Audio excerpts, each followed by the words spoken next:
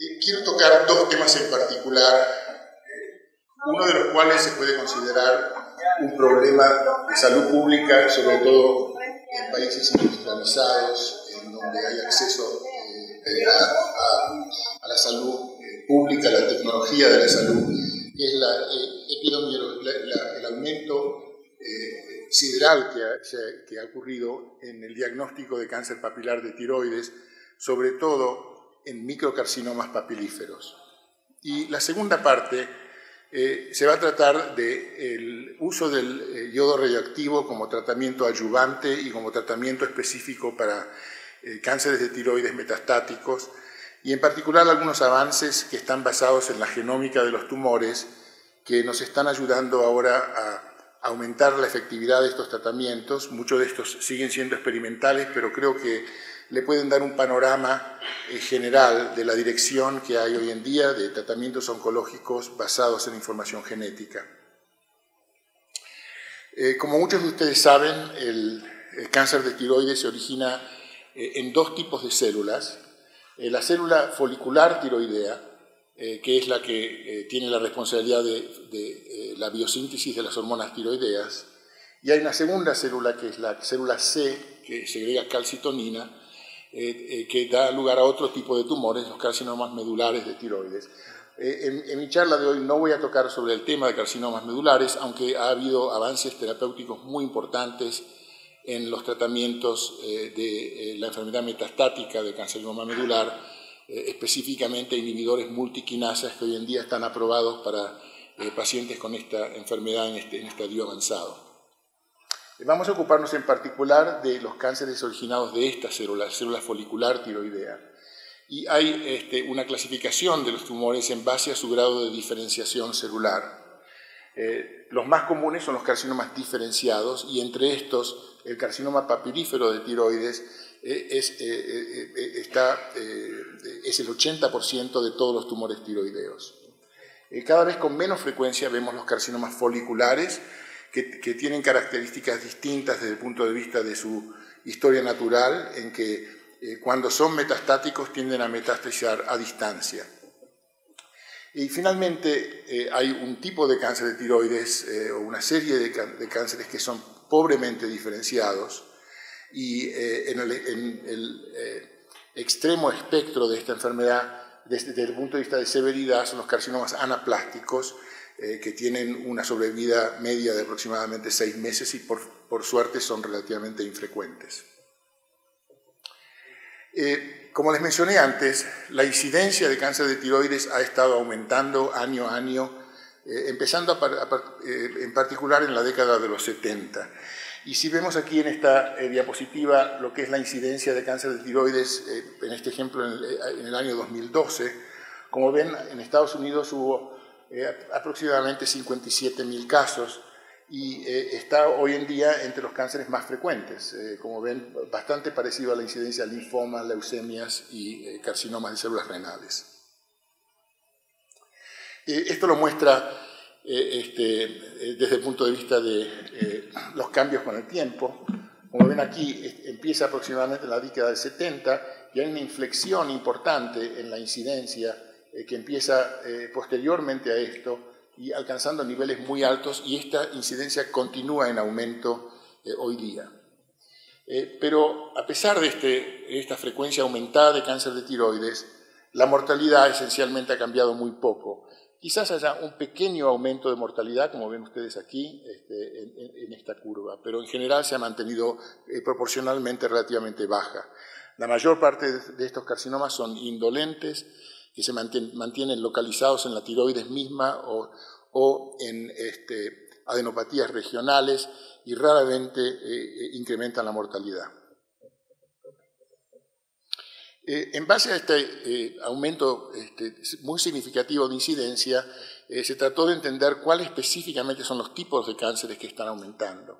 Y este es un estudio de Davis, que hoy en día es muy famoso, publicado aproximadamente hace 8 años, y como ven aquí, la gran mayoría de este aumento se debe a carcinomas papilíferos de tiroides. Aquí están todos los cánceres de tiroides y estos son los papilíferos. Y cuando los miramos en función de su tamaño, la gran mayoría de los cánceres del aumento de incidencia son cánceres menores de 1 centímetro de tamaño o menores de 2 centímetros. De tal manera que el 87% del aumento de la incidencia se debe a tumores primarios menores de 2 centímetros y 50% menor de 1 centímetro de tamaño.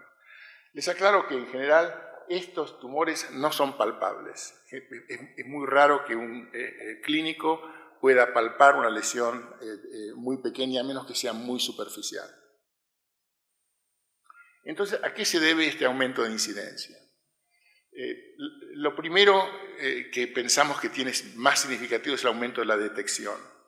Y esto se debe en particular a estudios de imágenes que se hacen por otras indicaciones, por ejemplo, pacientes que tienen problemas de la columna cervical, en los cuales se les hace una resonancia magnética, o ecografías de la carótida para evaluar causas de accidentes cerebrovasculares, etc.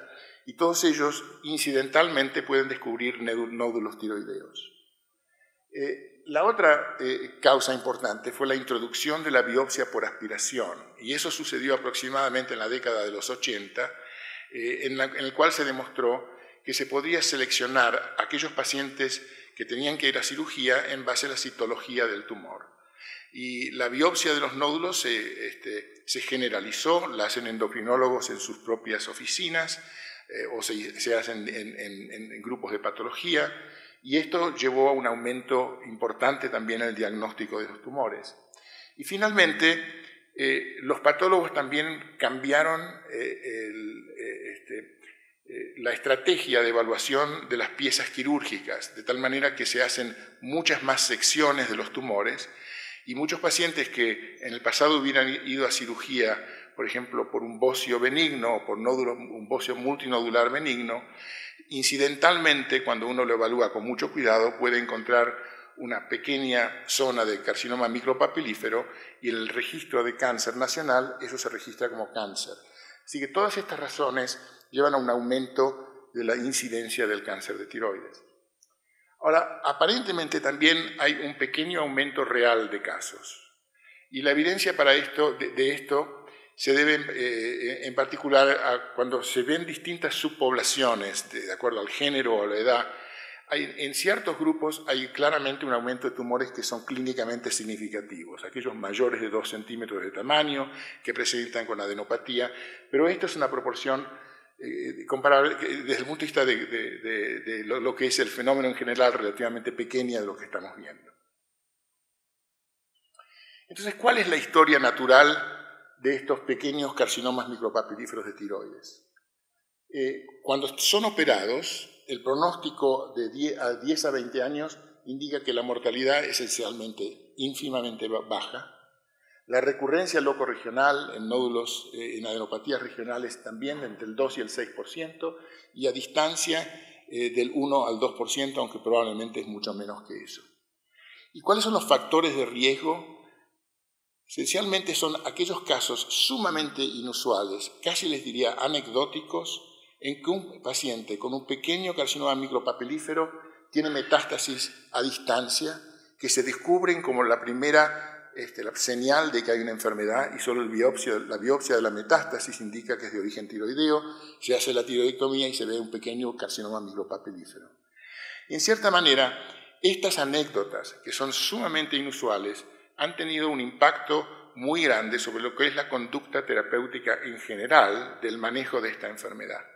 De tal manera que se generaliza el temor, en cierta manera, al riesgo de metástasis en base a esos casos que son realmente extraordinariamente infrecuentes.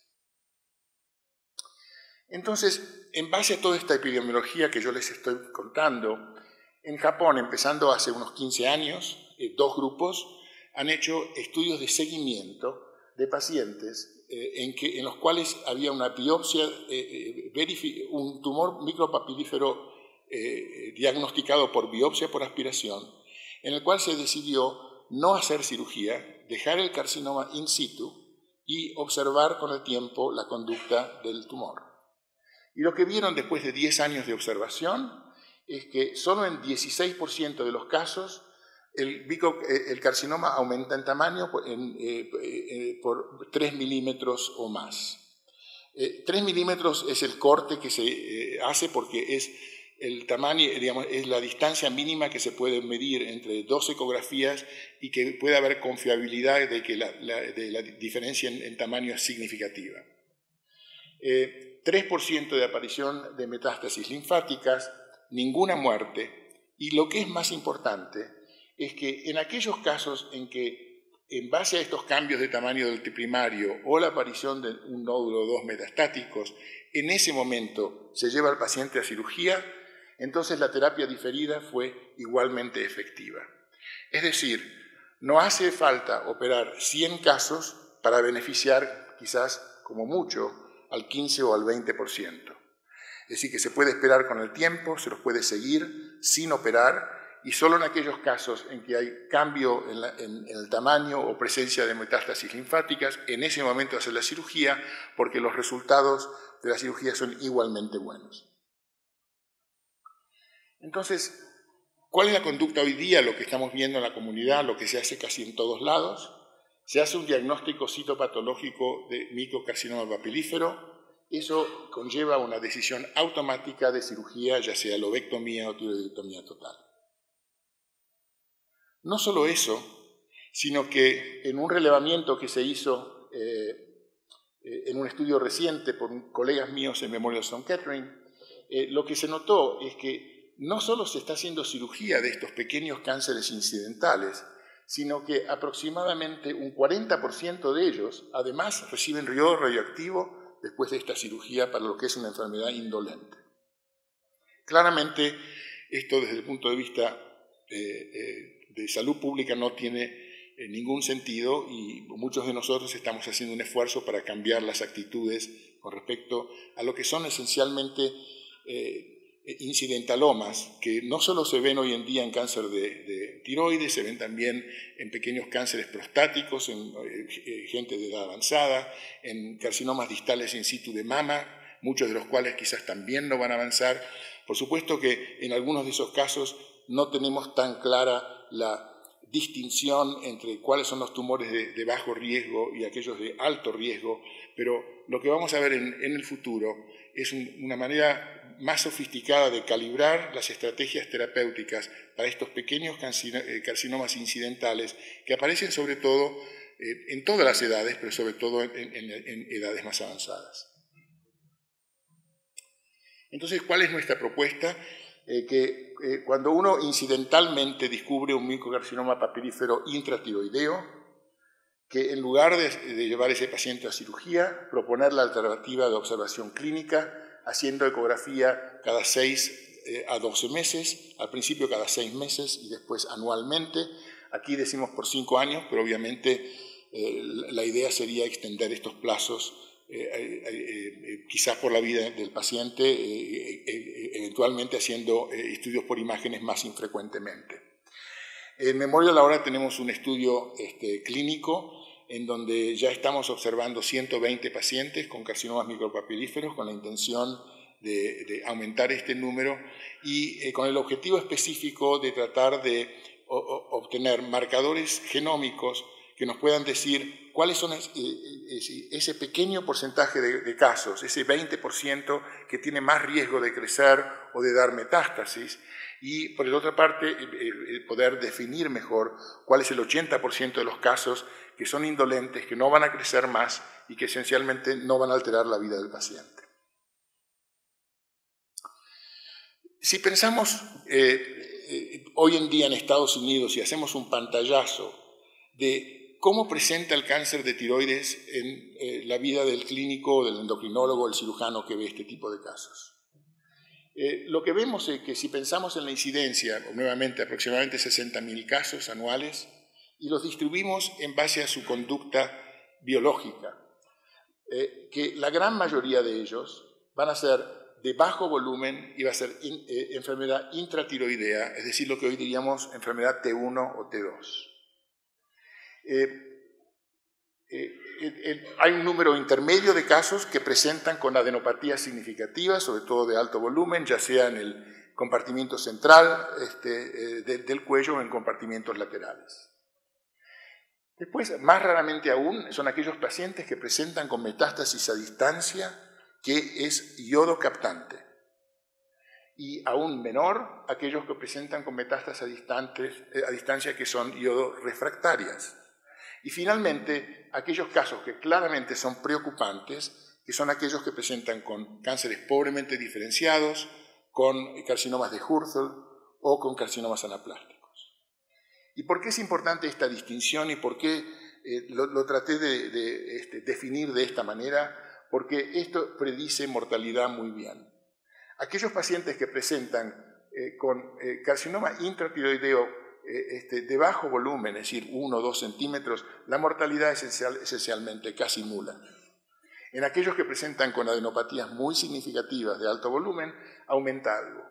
Por supuesto, cuando hay metástasis a distancia, aun si son yodo captantes, la mortalidad es más alta, alrededor del 25 al 30%, con metástasis yodo refractarias aún más, y finalmente, claramente, estos son los casos más problemáticos que tienen una mortalidad alta. Ahora, es importante pensar claramente cuando hablamos de definir enfermedad metastática, que es yodo, ávida de yodo o yodo refractaria. Y menciono esto porque endocrinólogos lamentablemente han tenido como única herramienta terapéutica por casi 5 décadas el yodo radioactivo. Y es claro que se ha abusado de él, se ha dado de manera empírica, de manera repetida, a pacientes que tienen muy poca evidencia de enfermedad persistente. A veces se ha tratado pacientes simplemente porque el marcador sérico, la tiroglobulina, está aumentada, entonces pacientes reciben grandes dosis de yodo radioactivo acumulativas que claramente causan un aumento de morbilidad con el tiempo. Así que cuando definimos enfermedad metastática ávida de yodo, es importante saber de qué grado de avidez tienen esas lesiones, porque solo algunas van a responder de acuerdo a la dosis lesional que eventualmente se puede conseguir. Pero aún aquellos pacientes con enfermedad yodo refractaria tienden a tener una historia natural, esas metástasis relativamente indolente, de progresión bastante lenta. Y como mencioné, muchos pacientes reciben múltiples dosis empíricas de yodo radioactivo sin evidencia de beneficio. Y en nuestra institución hemos hecho muchos esfuerzos, hemos publicado bastantes estudios tratando de proveer una mejor calibración de cómo se utilizan estas terapéuticas adyuvantes y para enfermedad metastática. Y de lo que me voy a ocupar en la parte principal de mi charla es en los esfuerzos que estamos haciendo en aquellos pacientes que sí necesitan tratamientos sistémicos, aumentar la efectividad del yodo radioactivo. Entonces, como tengo entendido que aquí hay gente con distintos tipos de intereses, les quiero un poquito recapitular cómo son los primeros pasos del manejo de pacientes con cáncer de tiroides. Generalmente un paciente presenta con un nódulo tiroideo, se le hace una punción para aspiración y biopsia de células. En muchos casos, la mayoría, la punción va a ser benigna, en una minoría será cáncer. Hoy en día hay estudios, paneles moleculares que pueden aumentar la distinción de aquellos casos que son equívocos. Cuando hay un diagnóstico definitivo o presumido de cáncer, los pacientes generalmente van a la cirugía. En el pasado se hacían cirugías más limitadas, lobectomías. Hoy en día la tendencia ha sido a hacer más tiroidectomías totales, aunque esto también está siendo revisto. Y en pacientes seleccionados, después se utiliza terapia adyuvante con yodo radioactivo. Debo decir que a partir de la década del 90 aproximadamente, esto se generalizó aún en pacientes con bajo riesgo, y eso es algo que hay que dejar de estar haciendo. Aparte del yodo radioactivo tener una función adyuvante, es decir, cuando hablamos de tratamiento adyuvante hablamos de dar una terapia cuando no hay todavía evidencia de recurrencia de enfermedad. Eso es lo que les demostré en la diapositiva anterior. Pero el yodo radioactivo también tiene una función terapéutica y sobre todo en pacientes jóvenes que presentan con carcinomas de tiroides pueden tener metástasis, sobre todo en pulmón, a menudo son biliares, son de bajo volumen y estas tienden a ser muy ávidas de yodo. Y acá ven ejemplos de un barrido postterapéutico en donde hay captación generalizada en ambos campos pulmonares. Entonces, ¿cuál es la base biológica de este tratamiento? Como ustedes saben, el yoduro se requiere para que las células tiroideas sinteticen hormonas tiroideas. Lo hacen incorporando el yodo a través de un transportador, el transportador de yodo y sodio, un Symporter, que debo mencionar, y creo que muchos de ustedes saben que fue clonado originalmente por Nancy Carrasco, que es una investigadora mexicana cuando estaba trabajando en Albert Einstein College of Medicine y que es una investigadora de gran envergadura que ha hecho contribuciones muy importantes a entender este mecanismo. Los tumores bien diferenciados de tiroides retienen la habilidad de captar yodo y eso ha sido explotado terapéuticamente en pacientes con enfermedad metastática. Pero pacientes con enfermedad más avanzada pierden esta capacidad de captar yodo. Y por décadas, distintos grupos han intentado terapias de rediferenciación. Es decir, ¿hay alguna manera que podemos reeducar a estas células cancerosas para volver a captar yodo como lo hacían cuando eran células normales? Y si entendiéramos el camino de la pérdida de esa función, quizás podríamos restaurar la función perdida. Y eso se ha hecho con ácido retinoico, con inhibidores de la acetilación de histonas, con tiazolidindionas, etc. Debo decir, ninguno de estos tratamientos ha sido efectivo y como van a ver en un minuto, esencialmente no han sido efectivos porque no tienen nada que ver con la causa del problema. ¿Por qué es importante tratar de restaurar la efectividad del yodo radioactivo? Este es un estudio por el grupo de Martin Schumberger en Villejuif, en París, en donde lo que hicieron es ver la sobrevida en pacientes que tienen metástasis a distancia de acuerdo a su captación de yodo. Y como se ve aquí, aquellos pacientes que tenían metástasis a distancia yodo captante tenían una mucha mejor sobrevida, si a 10 años es una sobrevida del 60%, comparado con aquellos que tenían metástasis yodo refractarias, en donde la sobrevida es alrededor del 10%. Entonces, para tratar de entender este mecanismo, me voy a referir a un estudio que va a ser publicado en la revista Cell en aproximadamente un mes, que es un estudio de un grupo multiinstitucional que se llama The Cancer Genome Atlas, es decir, el Atlas Genómico del Cáncer, que está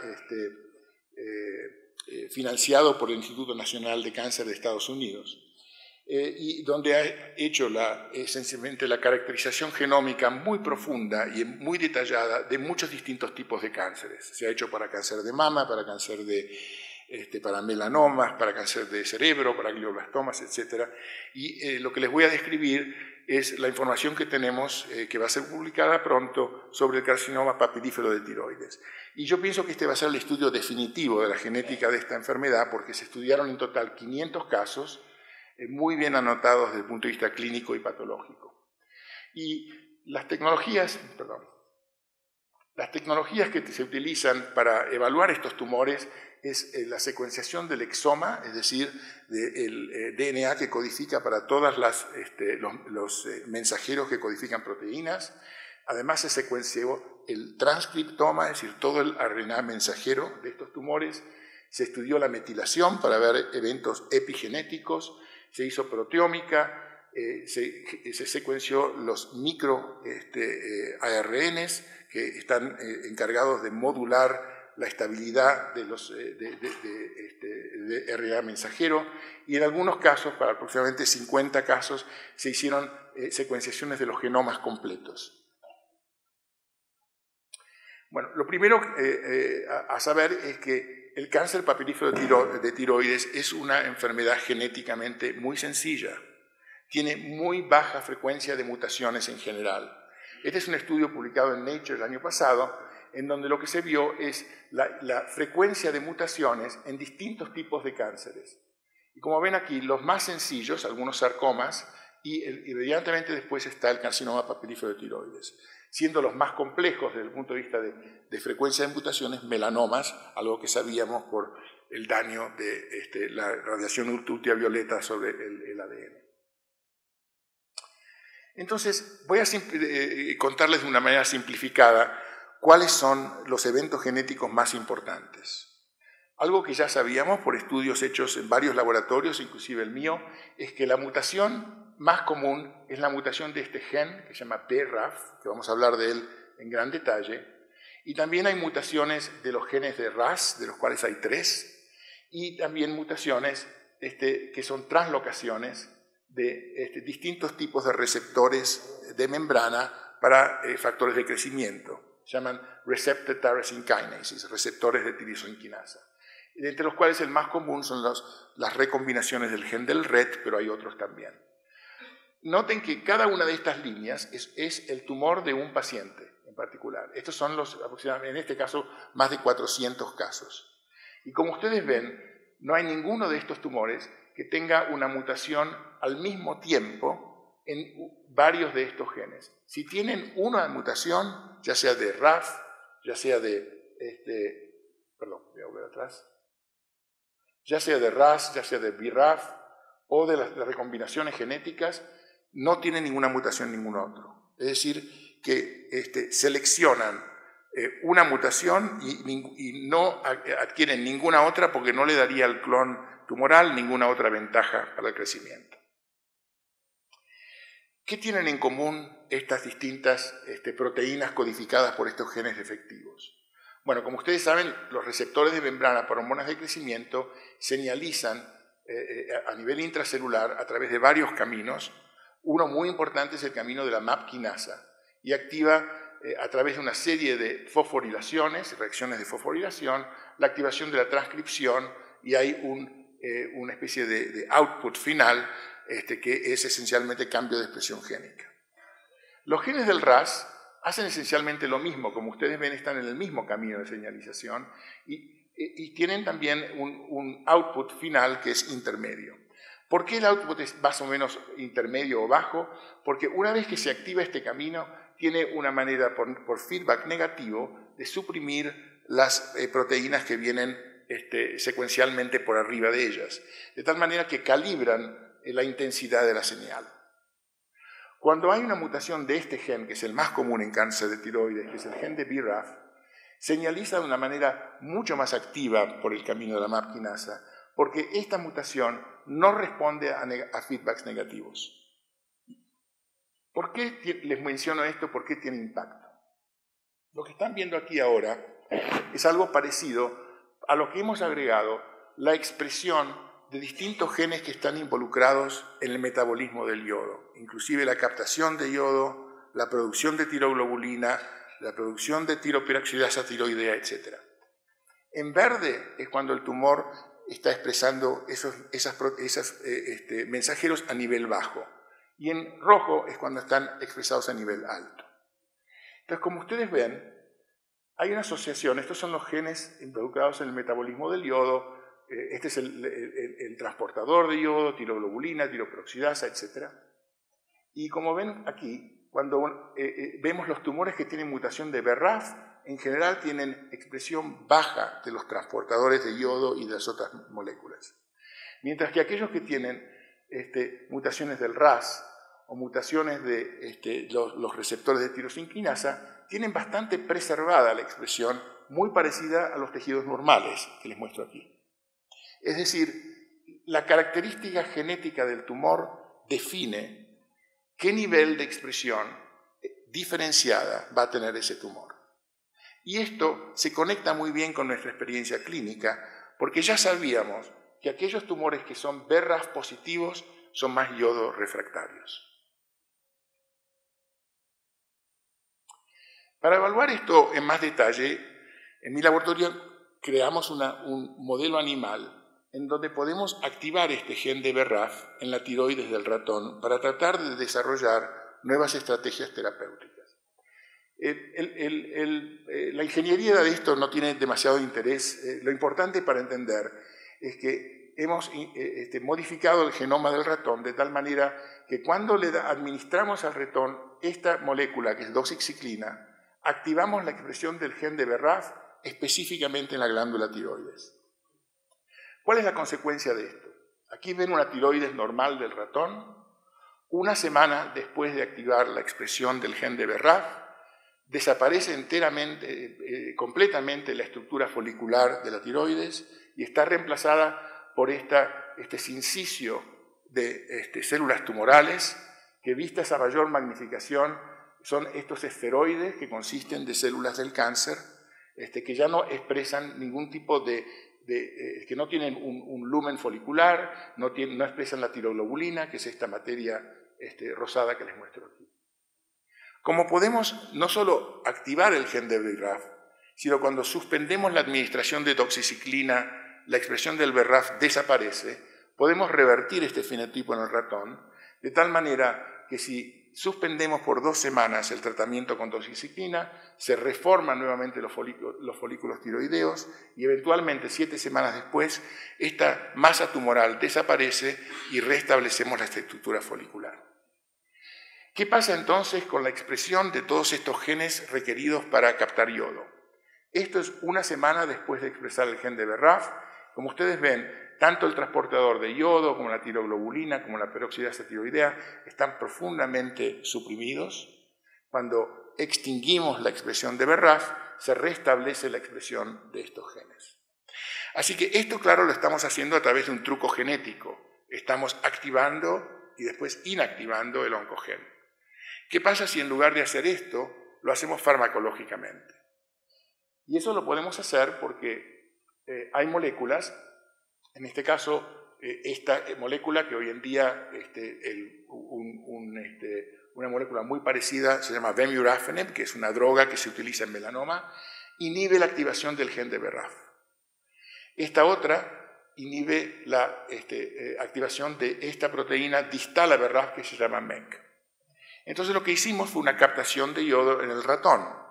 Entonces lo primero que hicimos es ver la captación antes de administrar la doxiciclina, es decir, antes de activar el gen de BRAF, y como ven la captación se ve muy bien. 1 semana después de activar BRAF no hay captación, y 1 semana después de suspender la doxiciclina, la captación se restablece, y acá les muestro lo mismo de manera cuantitativa. Pero ¿qué pasa si ahora administramos las drogas? Si le damos este inhibidor de BRAF, se restablece la captación de una manera parcial, y lo mismo con el gen del MEK, con el inhibidor del MEK. Así que en base de esto, hicimos este estudio que fue publicado en el New England Journal of Medicine el año pasado, en donde utilizamos un inhibidor del MEK muy parecido al que utilizamos en el ratón. Esta molécula se llama selumetinib, es una molécula experimental, todavía no está aprobada para el uso en pacientes de ningún tipo de cáncer. Es altamente selectiva porque es un inhibidor alostérico de la molécula. Y la intención, claro, como estamos inhibiendo a nivel distal, acá nuevamente ven el camino de señalización de la quinasa, esto es donde actúa la droga, y recuerden, esto es donde están las mutaciones. Estos los receptores de RAS o de RAF, supuestamente esta molécula tendría actividad en varias de estos de acuerdo a su mutación. Y utilizamos para medir la captación una estrategia nueva, que es la captación con yodo 124. Bueno, voy a acelerar un poquito. ¿Cómo, perdón?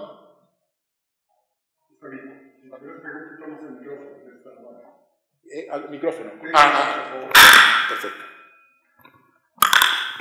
Ok. Bueno, este es el protocolo del estudio. Estos eran pacientes que tenían metástasis a distancia, que era yodo refractaria. En el estudio basal se les hace una captación de yodo, para lo cual antes se les da TSH recombinante y después se les da el tratamiento con la droga por 4 semanas. Se repite la captación y si los pacientes responden, es decir, tienen un aumento de captación después del tratamiento, en ese momento se los trata con una dosis terapéutica de yodo radioactivo. Y como utilizamos un emitor de positrones, que es yodo 124, podemos cuantificar de una manera muy precisa la captación en las lesiones. Entonces decidimos que solamente íbamos a administrar este tratamiento en los pacientes que tenían una dosis que podemos predecir con una dosis terapéutica que íbamos a darle 2000 rads al tumor, a los tumores. Y después, por supuesto, lo seguimos con estudios de imágenes. Si los pacientes no respondían, por supuesto, se consideraban fracasos y se suspendía el tratamiento. Entonces, fue un estudio piloto de 20 pacientes. Acá están las mutaciones de los tumores de los distintos pacientes. Y como ven, en total, 12 de los 20 pacientes tuvieron un aumento de la captación. Y de estos 12, 8 llegaron a ese nivel de captación que nos permitía tratarlos con radioactivo porque podíamos predecir que íbamos a dar una dosis efectiva. Sorprendentemente para nosotros, solo uno de los pacientes, uno de los 9, con la mutación del BRAF respondió a este tratamiento, que era contrario a lo que pensábamos. Mientras que los pacientes que tenían mutaciones de RAS respondieron particularmente bien. Todos los pacientes que tuvieron esa mutación, eran solo 5, todos respondieron muy bien. Si recuerdan, aquellos que no se durmieron al principio, la diferencia entre el patrón de diferenciación celular entre los tumores BRAF y los RAS, recuerden que los RAS tenían bastante preservada la diferenciación. No eran los verdes, sino los que eran más rojos. Así que estos ya parten, los tumores BRAF, con un nivel basal de captación un poco mejor. Les voy a mostrar unas imágenes porque creo que esto lo explica un poco mejor. Esto era un paciente con metástasis pulmonares que tenía un cáncer BRAF positivo, y acá ven la captación de yodo 124, que y estas zonas de captación son las captaciones fisiológicas, que son en los sinusales, las glándulas salivares y en el tracto gastrointestinal. Después del tratamiento con selumetinib aparecen lesiones nodales, que se ve aquí, y metástasis pulmonares que antes eran negativas. Acá ven un caso de un paciente. Este paciente tiene una mutación de RAS, que tenía una imagen lítica en el ilio. Esto es antes del selumetinib y esto es después del selumetinib, donde aumenta dramáticamente la captación. Y este es otro paciente con metástasis pulmonares. Este era RAS positivo, como ven. Ya había un poco de captación basal, que era baja, pero después del selumetinib aumenta la captación en aquellos nódulos que ya tenían un poco de captación y aparece en muchos otros tumores. Y aquí un paciente con metástasis en la calota craneana, a nivel basal, se ven aquí, y esto es después del selumetinib con una captación mucho más pronunciada y aparece una nueva lesión que antes no era visible. Algo que nos respondió, sorprendió muy favorablemente, es que no había mucha heterogeneidad en la respuesta. Cuando pensamos en tratamiento de cáncer metastático en general, lo que tememos es que el tratamiento que por ahí es efectivo para muchas de las metástasis no va a ser efectivo en otras, porque los cánceres son muy heterogéneos genéticamente una vez que metastatizan. Pero lo que vimos aquí es todo lo contrario. Mostrado en cada una de estas barras es la captación en las metástasis, en cada una de las metástasis. En este caso, este paciente tenía más de 50. La captación basal, que se ve aquí en azul, y la captación post-selumetinib, que se ve en rojo. Y como ven, a través de todas las metástasis hubo un aumento de captación en casi todas de ellas. Cuando los seguimos a estos pacientes 6 meses después del tratamiento, lo que vimos es que hubo respuestas terapéuticas muy significativas. En 5 de los 8 casos cumplieron con el criterio RECIST, que es una reducción del tamaño de los tumores del 30%, y en otros hubo beneficio, aunque no se llegó a a una disminución del 30%. Este paciente tuvo una disminución inicial importante, pero después el tumor volvió a crecer un poco. También algo interesante fueron las dramáticas reducciones del marcador tumoral, que es la tiroglobulina, que disminuyó mucho en estos pacientes. Entonces, en base a este estudio, que fue un estudio iniciado por nuestro grupo de investigación, no apoyado por la industria. Ahora los que nos dieron la droga, que es AstraZeneca, están haciendo un estudio que nosotros ayudamos a diseñar, que es un estudio en fase 3, es decir, para aprobar esta droga, pero ahora en función adyuvante. Pero recuerdan que aquí estamos dando yodo radioactivo en el estudio que les mostré en función terapéutica. Y la intención, claro, sería si pudiéramos prevenir las recurrencias de entrada en aquellos pacientes de alto riesgo y diéramos esta droga antes de dar dosis terapéuticas convencionales, perdón, adyuvantes convencionales de yodo radioactivo, sería obviamente una gran cosa. Entonces, en pacientes de muy alto riesgo, es decir, presentan con tumores grandes, con mucha adenopatía, que sabemos que no van a entrar en una remisión después de los tratamientos convencionales, están randomizados, ya sea selumetinib o placebo, y siendo el objetivo ver la remisión a los 18 meses. Y es un estudio internacional con centros en Estados Unidos, Europa, Japón, Sudamérica, etc. Bueno, quiero terminar con tratar de explorar cuál es el camino hacia el futuro. Es decir, les mostré que sí estamos beneficiando a algunos pacientes, pero aquellos que más quisiéramos beneficiar, que son los que tienen mutaciones del BRAF, ¿okay? No tenemos una actividad muy buena cuando inhibimos la actividad del gen. Y lo que hemos aprendido es que normalmente cuando está activado el gen del BRAF, activa un camino de señalización que se llama quinasa, y eventualmente por feedback negativo, esencialmente desactiva la expresión o la actividad de señalización de todos los eventos de señalización que están esencialmente más arriba, más cerca de la membrana. Es decir, los receptores ya sea o no se expresan o no son activables, el gen del RAS está inhibido, etc. Cuando los tratamos con inhibidores, ya sea un inhibidor del RAF o un inhibidor del MEK, esencialmente los liberamos de este feedback negativo y entonces empiezan a reaparecer caminos de señalización activados por factores de crecimiento, y en el caso de la tiroides tienen la mala suerte estas células de fabricar grandes cantidades de esta molécula que es neuregulina, que activa estos receptores cuya expresión es aumentada cuando este feedback se disminuye, y se reactivan estos caminos de señalización, y esto hace que estas drogas sean mucho menos efectivas cuando uno trata un cáncer de tiroides BRAF positivo. Hay otro tipo de feedback negativo que no voy a describir en detalle, pero esencialmente nos dice lo mismo, que es esencialmente cuando uno bloquea la actividad de estas moléculas, se reactivan moléculas por liberación de este feedback negativo. Pero todo converge en esta proteína acá que se llama MEK. Entonces, para poder mejorar la efectividad de este tratamiento, estamos explorando una droga de una compañía japonesa que se llama Chugai, que también es un inhibidor del MEK, pero que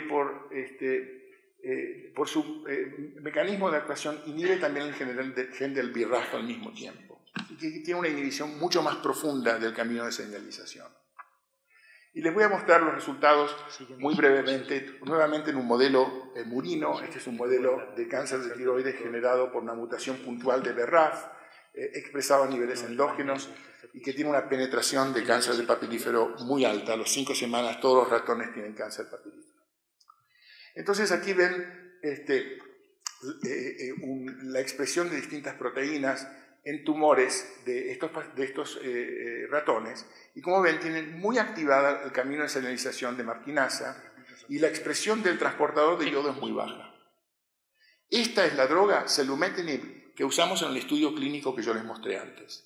Como ven, inhibe el camino de señalización de marquinasa, pero lo hace de una manera incompleta. Y aunque se reactiva la expresión del gen del NIS, lo hace también de una manera parcial. Cuando bloqueamos totalmente la señalización de la MAP quinasa con esta droga de Chugai, que es experimental, aumentamos dramáticamente la expresión del transportador de yodo. No solo esto, sino que si tratamos ahora estos ratones con yodo radioactivo, lo que vemos es una disminución muy profunda de la masa tumoral, mucho mayor de la que se ve con vehículo o con la otra droga. Y estos son estudios clínicos que ahora están en desarrollo. Entonces, me voy a detener aquí con algunas conclusiones de esta segunda parte de mi charla. que es que la expresión de los genes que se requieren para la incorporación de yodo están reguladas negativamente por proteínas oncológicas que activan el camino de señalización de la MAP-quinasa. Cuando uno trata a pacientes por poco tiempo con una droga que bloquea este camino de señalización, aumenta la captación de yodo y hay respuestas terapéuticas, sobre todo en pacientes que tienen mutación del gen del RAS. Pero los que tienen mutación del gen del BRAF no responden por las razones que ya les expliqué. Pero si utilizamos moléculas que bloquean mucho más profundamente el camino de señalización, vamos a tener resultados mucho mejores aún en estos pacientes, y ahora hay estudios clínicos que estamos haciendo con este tipo de drogas, con la expectativa de que lo que yo pienso va a suceder en el futuro, que cuando damos yodo radioactivo a los pacientes en 5 o 10 años, creo que casi todos los vamos a estar haciendo con una preparación anterior, con una droga de estas características. No sé si serán estas específicamente, pero algún tipo de droga que interfiera con el camino de señalización de la MAP-quinasa. Entonces, para concluir, como les he mostrado trabajos del grupo del TCGA, quiero aclarar, yo soy solamente un miembro y un participante de este gran proyecto de muchas instituciones, pero que creo que va a darnos la información definitiva sobre la genética de este estadio de la enfermedad de cáncer de tiroides. Y finalmente también agradecer a los miembros de mi laboratorio, les mostré trabajo de varios de ellos y también a miembros de mi laboratorio que ya no están más conmigo y a muchos colaboradores, particularmente aquellos en el estudio clínico con salud métrica. Muchas gracias.